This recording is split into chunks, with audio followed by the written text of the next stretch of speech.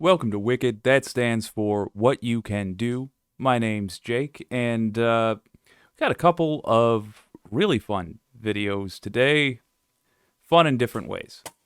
Uh, First up, there's a new kid on the block for the bread tubers, and that is a channel called MeidasTouch.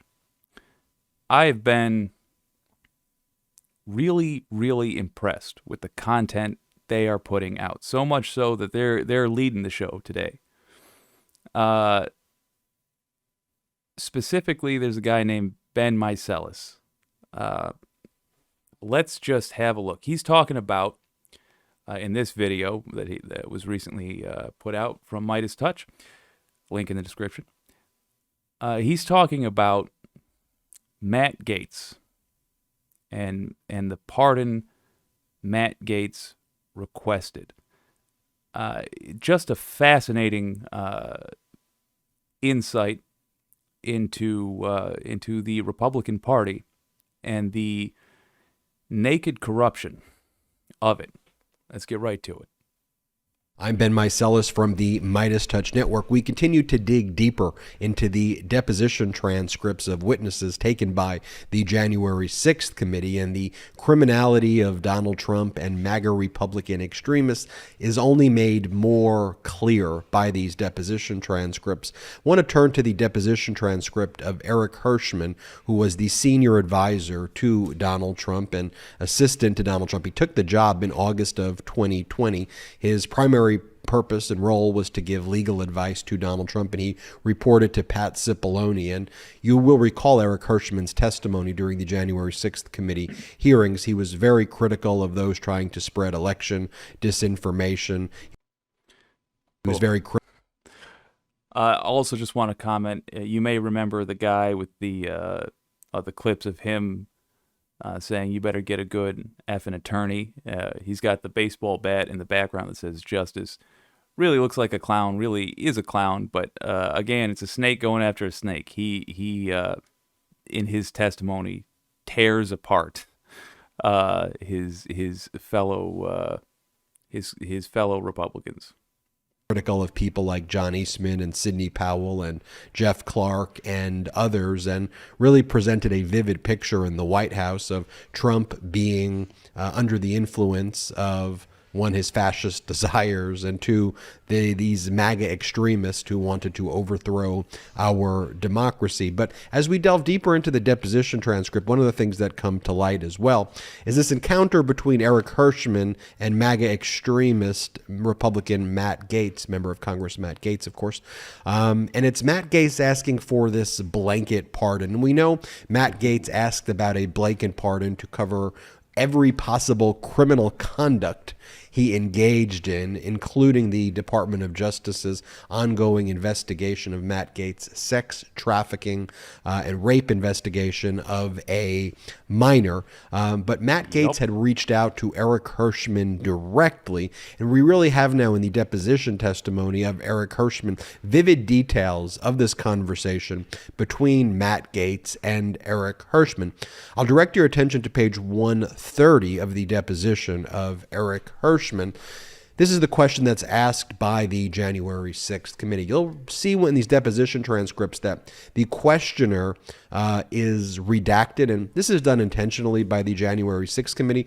The non-committee members, the lawyers who they've hired, those names remain redacted because they know that MAGA extremists will try to dox and cause physical violence to these individuals. That's why the names are redacted. But the questioning by the January 6th committee lawyer to Eric Hirschman is question: was that a conversation directly with Matt Gaetz that you had? Answer from Eric Hirschman: it was more than one conversation, but directly, yes, directly with Matt Gaetz. Question: was anybody else involved in those conversations? Answer: in the first time he reached out to me, and I didn't know him, it was just Matt Gaetz, and then Pat Philbin, and I engaged in at least one other phone call with him. And you'll recall Pat Philbin is the deputy to Pat Cipollone, the top White House counsel. These are all the lawyers talking with Matt Gaetz, the top White House lawyers: Cipollone, Philbin, and Eric Hirschman. The question is. And was Representative Gaetz requesting a pardon? Answer, I believe so. Question, and a pardon to cover what? Answer from Eric Hirschman. He wanted it to cover everything. Question, so a broad pardon that would cover every and any criminal activity that he may have engaged in?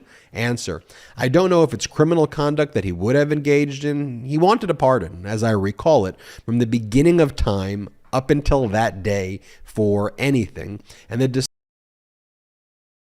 he's going to jump on it himself because MeidasTouch is good at this. But from the beginning of time, I just spit a little. That's how fired up I get when thinking about this effing guy. From the beginning of time, all crimes that he committed in his life. Think about the logic that would entail. The purpose of a pardon generally is to, in theory, is supposed to be the president saying, well, you did break the law, but the law wasn't right. Or you did break the law, but it was a rare circumstance where it was in defense of the country, yada, yada, yada. This guy is suggesting, Matt Gaetz is suggesting, by making this request, theoretically, that everything he had done in his whole life should be pardoned, was worthy of it in exchange for his what? Just being MAGA. It's pretty bald-faced. Discussion was whether he would be prosecuted or others would be potentially prosecuted for things that they had done in relationship to statements dealing with challenging the election.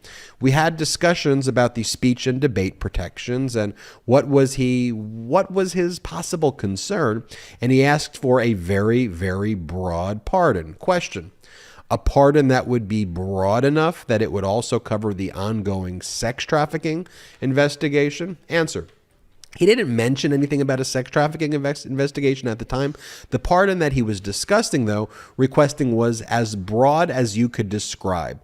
From the beginning, I remember, from the beginning of time up until today, for any and all things. And I mean Philbin, and I had a conference call with him, and I believe Philbin may have memorialized, made some note about it. And I remember saying I've never heard of that. It's unprecedented.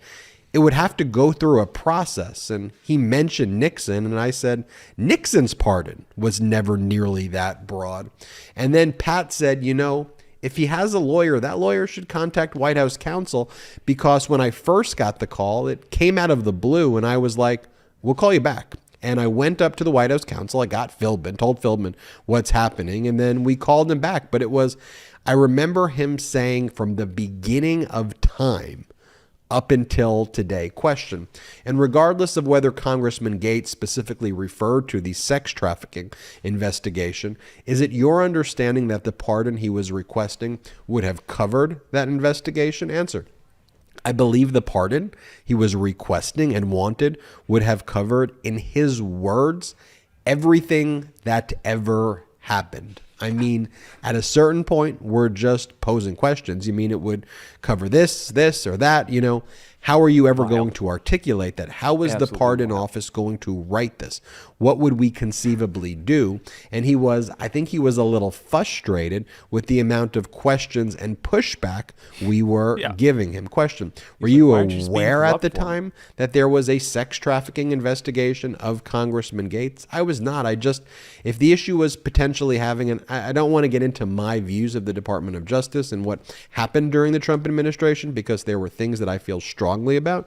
But if there was a view that there was going to be retaliation by the DOJ or the incoming administration for things that he had done. We're going to touch on this in a moment, but remember that Roger Stone, I believe after this little interaction, Roger Stone catches wind of this, and he asked Matt Gaetz to write him a letter specifying everything he would need the pardon for, the crimes he believed he could be in trouble for. Roger Stone, known blackmailer, had Matt Gaetz do this? We believed he had speech and debate clause protection. I thought this request was way beyond what made any sense at all. Question: did he give a reason why he thought he should get a presidential pardon? Answer: other than potential protection of some type of retaliation, supporting the challenge? Question: so were these conversations both after January 6th, 2021?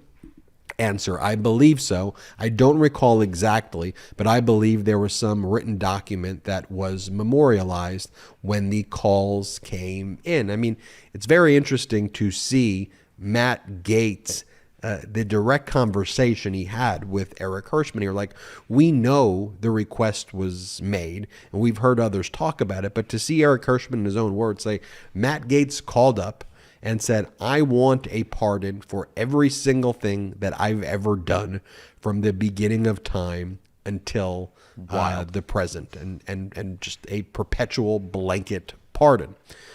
Now, we know that.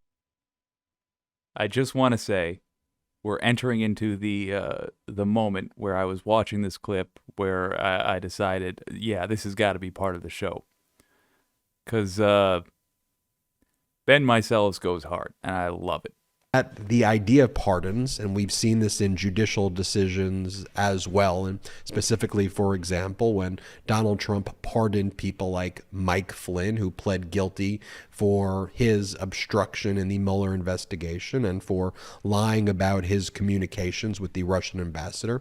When we see Trump's pardons of people like his top campaign advisor, Paul Manafort, who was found guilty of felonies in both Virginia and Washington, D.C., in connection with the Mueller investigation. When we see Trump's pardons of people like Steve Bannon and Steve Bannon's conduct in his We Build the Wall scheme, where it was alleged, and he's now being prosecuted for this for state law claims in New York, that he stole millions of dollars from people to purportedly build the wall that he just diverted and funneled to himself. The judges in these cases make it clear that a pardon is essentially an admission of guilt, because if you are getting pardon, if you are getting clemency, it inherently implies that you are guilty, you are accepting responsibility for your conduct, and your guilt is being wiped away by the act of the president, by the grant by the president, but that you are guilty of the underlying crime. So when you think about Gaetz and his focus on extinguishing all criminal conduct, which would include the sex trafficking investigation, he was so keen on it, he was so focused on it in these terms, and it was viewed as so odd by people like Eric Hirschman and Pat Cipollone and Patrick Philbin and others. It really casts light on who these MAGA Republicans are in very much deeper clarity. And again, you think about this. You think about it from the perspective of removing the labels of Democrats and Republicans. Here we have not just Matt Gaetz, but of course we know all the other members, Republican members of Congress, who were all trying to clamor for these blanket pardons the same way Matt Gaetz does. All these are the leaders of the MAGA extremist Republican Party, a major political party. They're all seeking pardons for all of their conduct from the beginning of time until the present. When we think about people like George Santos, and how does someone like George Santos, this utter fraud, survive? Like, how does he make it in the Republican Party? And the answer is he is the Republican Party. When you lower your standards and have a fascist traitor like Donald Trump as the leader of your cult, which is masquerading as a political party, but it's a cult, you have all of these other criminals. It all follows. It all flows from that. It's degenerative fascism, and it flows down, it trickles down from the top. And we see here Matt Gaetz being exposed for this despicable conduct in this deposition of Eric Hirschman. I'm Ben Meiselas from the MeidasTouch Network. Hit the subscribe button. We're on our way to 1 million subscribers, thanks to your incredible support. And in addition to subscribing here, check us out at patreon.com/MeidasTouch, patreon.com/MeidasTouch. We got just excellent analysis. His name might be Ben Meiselas, but I'm going to call him Knock 'em Out Pete, because my God, What a dressing down. That is a dressing down, a well-deserved one. The Gaetz is a great example of just the modern MAGA attitude that is the Republican Party. Absolutely no morals, no ethics whatsoever. Simply in it to abuse any inch of power he's given, including wanting to cover up and just get a pass for his entire lifetime's worth of crimes. At the time, get ready to get angry. This is what he was under investigation for. Sex trafficking of a 17-year-old girl. He's a grown man.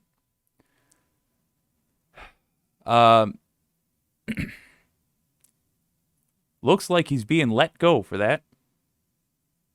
Federal prosecutors, this is from CNBC, have recommended not to bring charges against Republican Representative Matt Gaetz as part of a sex trafficking investigation, the Washington Post reported on a Friday in September. Citing people familiar with the matter, the prosecutors said they made that decision in part because of credibility questions with two central witnesses. Those people told the Post. The two witnesses were the girl who was 17 at the time. America is famous for not taking the word of the victim. And Joel Greenberg, Gaetz's associate who was involved in these things with him, I still have to say, allegedly. The prosecutors said they made the decision in part because of credibility questions with two central witnesses. Those people told the Post. The reported recommendation means the Department of Justice is unlikely to charge Gaetz, 40, girl was 17 years old, with a crime as a result of the probe. The investigation began in 2020 and centered on the Florida congressman's alleged relationship with a 17-year-old girl years earlier. Not that many years. He was in his 30s. Can't let this slide. While the recommendation is not a final decision, and the Post's sources said new evidence could emerge that changes the prosecutor's view, their advice is likely to be upheld, the reports said. Joel Greenberg had a deal with prosecutors. Lighter sentence in exchange for tattling on Gaetz, I believe. They gave this deal to the man. And yet, later decided that Joel Greenberg wasn't a credible enough witness. And that the 17-year-old wasn't a credible enough witness. America cannot wait to let a Republican get away with crime.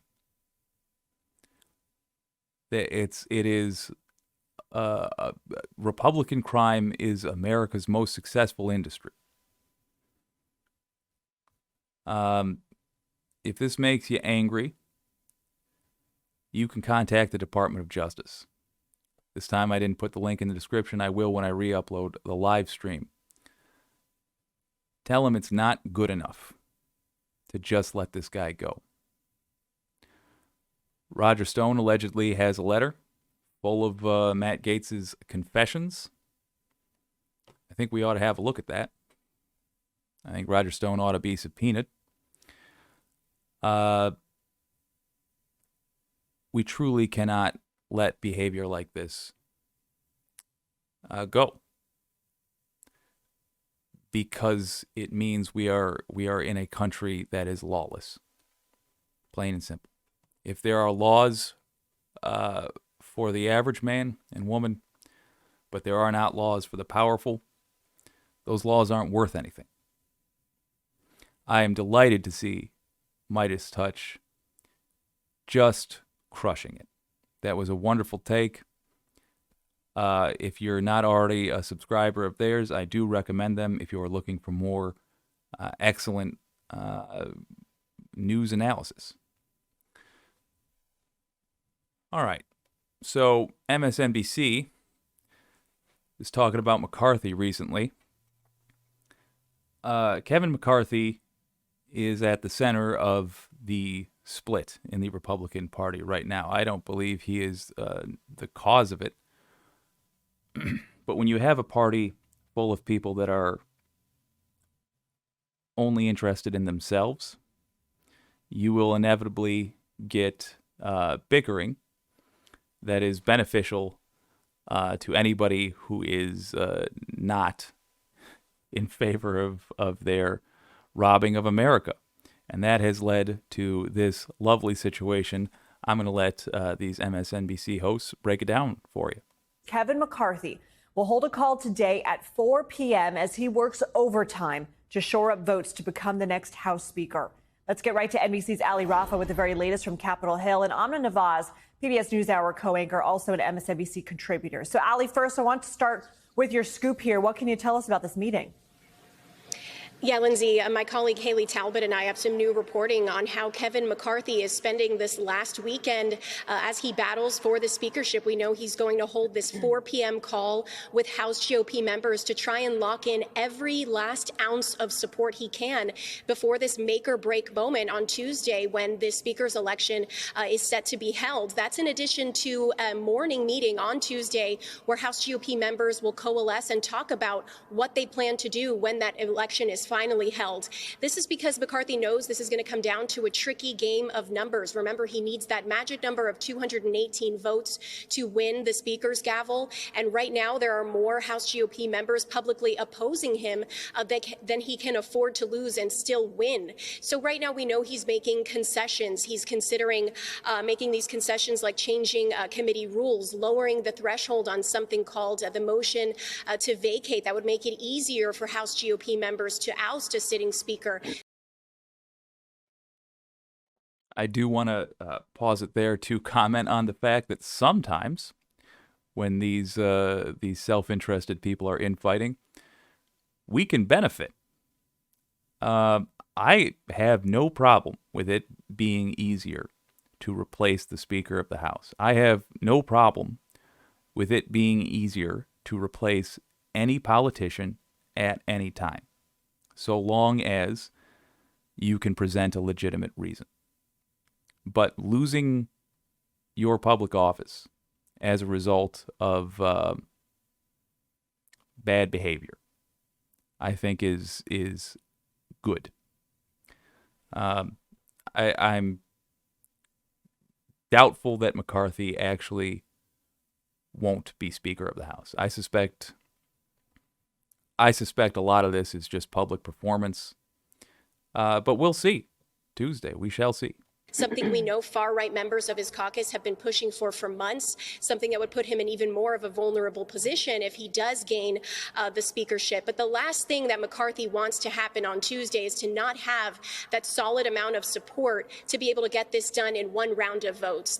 It's possible that this could go to multiple rounds until someone wins a majority of the votes. That's something we haven't seen happen here in 100 years on Capitol Hill. So really, the stakes could not be higher for Kevin McCarthy right now.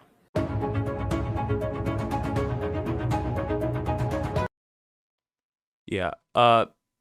Anything that highlights for the American people, any spectacle like that, like needing multiple rounds of votes to just appoint a speaker when your party controls the House, is good for America.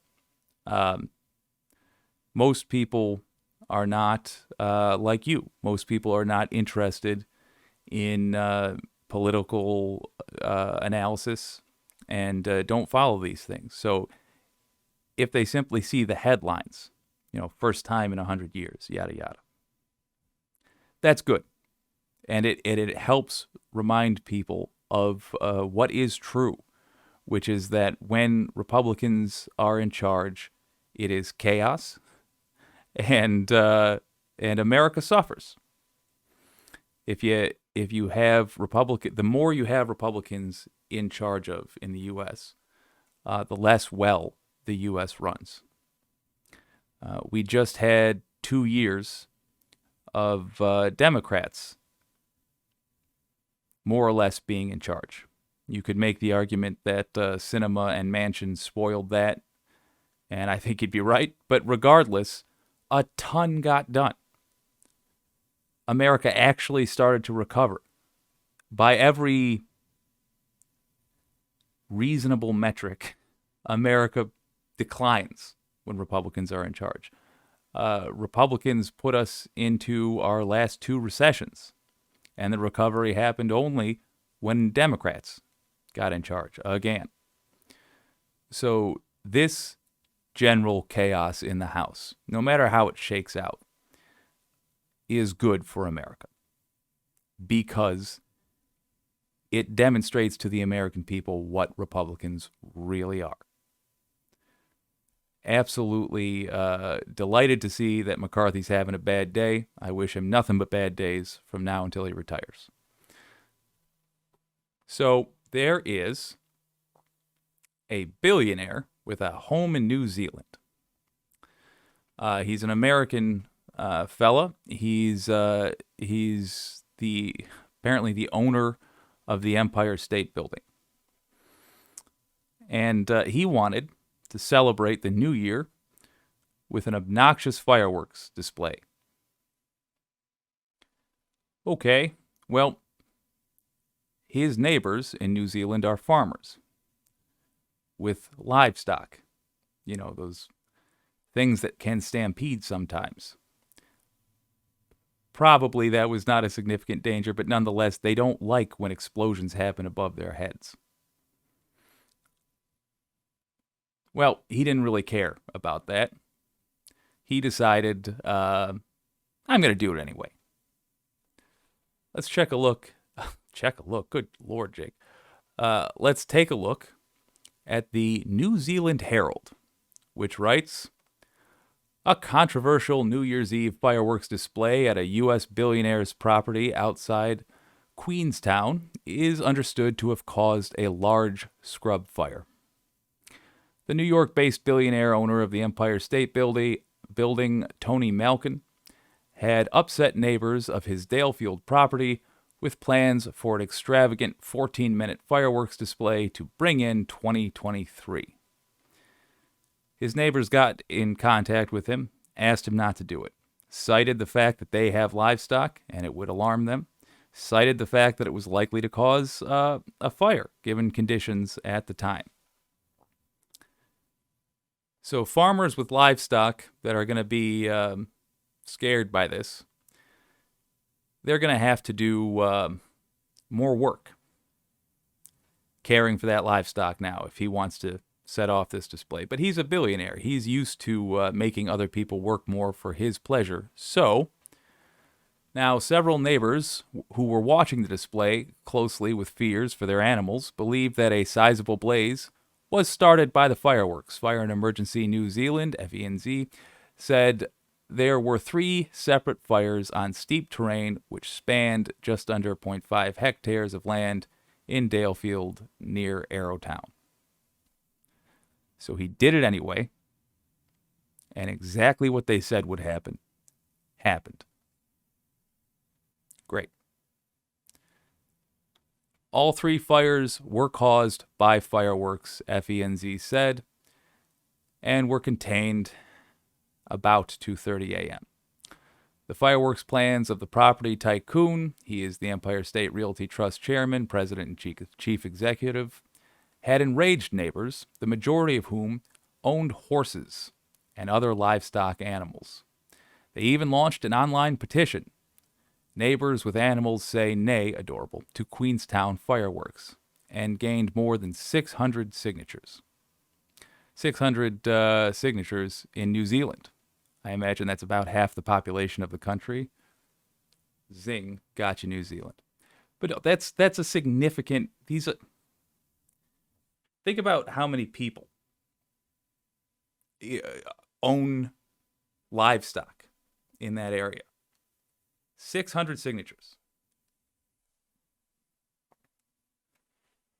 In other words, they asked him politely. And he just decided he was going to act like an a-hole. One neighbor, spoken to by the Herald this morning, said they had moved their animals away for the night, but watched the drama unfold on social media last night. Fire was obviously our main concern, and it just seemed ludicrous to have a commercial-based fireworks display in a rural area. Yeah, because it is.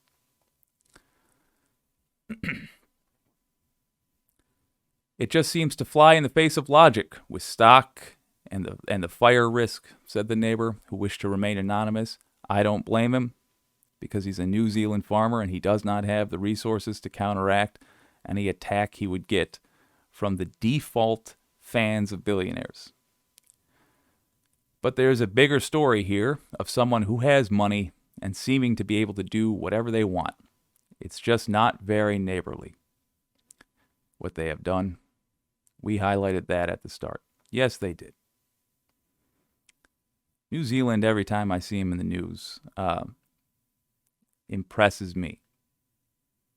Their culture seems to be responsible and kind, and it breaks my heart that we shipped one of our scummiest scumbags over there with our culture that does not hold them accountable and allows them to think that they get to act like God kings simply because they were able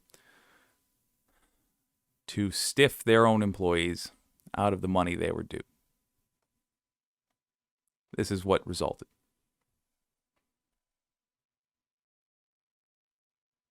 I'm embarrassed. We all should be.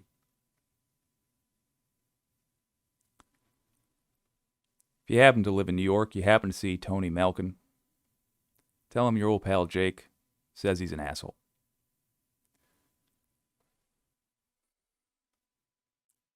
It is eternally disappointing to see the lack of accountability for wealthy people. Now, that didn't happen in our country, but we cannot, in the United States, if that is where you are watching from, but we cannot deny that was one of ours, embarrassing us internationally. I highly recommend we start the cultural shift of being louder, of contacting our representatives regularly, and of simply not putting up with this. You see somebody running defense for a billionaire online ever, engage with that person. Let them know billionaires are not your friends. Sorry to end it on a Debbie Downer note. If there is an upside to this, it is that the New Zealand farmers come out looking like they are, which is smarter and kinder than Tony Malkin. Hopefully, the social embarrassment this man will experience will at least curb his desire to do future fireworks displays.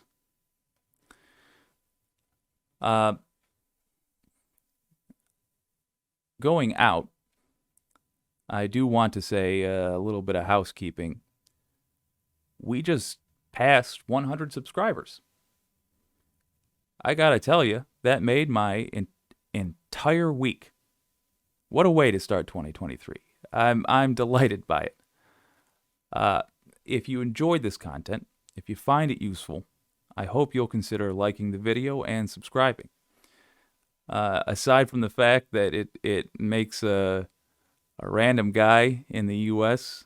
Smile like a kid, I also believe that the general promotion of leftist content makes us more visible and therefore more powerful politically. I did a video last night about how you can organize. Recommend you check that out. And I will do videos every day for the foreseeable future, focusing on what you can do to make the world a better place. Frankly, starting with the USA. This has been Wicked. That stands for What You Can Do. My name is Jake. Thanks for joining me today. I'll see you next time.